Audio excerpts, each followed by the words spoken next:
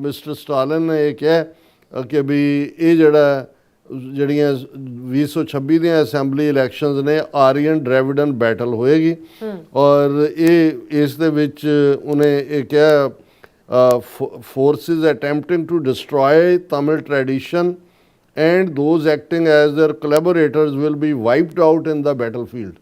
ਇਹ ਜਿਹੜੇ ਸਾਡੀ ਸਭਿਅਤਾ ਨੂੰ ਡਿਸਟਰੋਏ ਕਰਨਾ ਚਾਹੁੰਦੇ ਨੇ, ਹਿੰਦੀ ਥੋਪਣਾ ਚਾਹੁੰਦੇ ਨੇ, ਇਹਨਾਂ ਦਾ ਸਫਾਇਆ ਅਸੀਂ ਕਰ ਦਿਆਂਗੇ।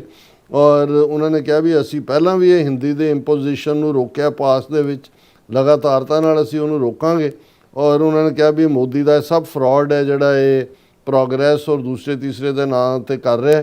ਐਗਜ਼ੈਕਟ ਉਹਨੇ ਕਿਹਾ are we cowards who would bow down at the mention of CBI and ED, ਕਿਉਂਕਿ ED ਦੇ ਛਾਪੇ ਪਵਾ ਰਹੇ ਨੇ, CBI ਭੇਜ ਰਹੇ ਨੇ।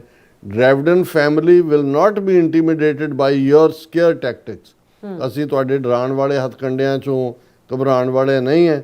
Tamil Nadu will not bow down to Delhi's hegemony, ਕਿ ਅਸੀਂ ਤੁਹਾਡੇ ਦਿੱਲੀ ਦਰਬਾਰ ਦੇ ਗਲਬੇ ਦੇ ਸਾਹਮਣੇ ਨਹੀਂ ਝੁਕਾਂਗੇ। ਔਰ Modi says an NDA government and not an, ਫਿਰ ਅੱਗੇ ਉਹਨੇ ਪੋਲੀਟੀਕਲ ਪਾਰਟੀਆਂ ਦਾ ਜ਼ਿਕਰ ਕੀਤਾ। ਸੋ ਅਸੀਂ ਸਮਝਦੇ ਹਾਂ ਵੀ ਇਹਨਾਂ ਦੇ ਵਿੱਚ ਤਾਂ ਇੰਨੀ ਜ਼ਿਆਦਾ ਕੌਨਸ਼ੀਅਸਨੈਸ ਔਰ ਲੜਨ ਦਾ ਜਜ਼ਬਾ ਹੈ ਆਪਣੇ ਕਲਚਰ, ਆਪਣੀ ਸੱਭਿਅਤਾ ਲਈ।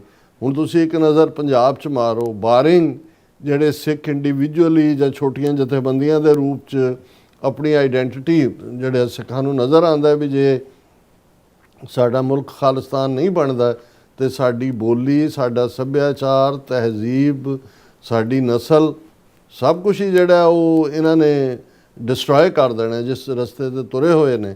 ਪਰ ਇਹ ਤਮਿਲ, ਇਹ ਉਹਨਾਂ ਨੇ ਆਪਣਾ ਆਲਰੇਡੀ ਜਿਹੜੀਆਂ 5 ਸਟੇਟਾਂ ਨੇ ਉਹਨਾਂ ਨੇ ਆਪਣਾ ਇਕਨੋਮਿਕਲ ਜ਼ੋਨ ਵੀ ਬਣਾਇਆ ਹੋਇਆ।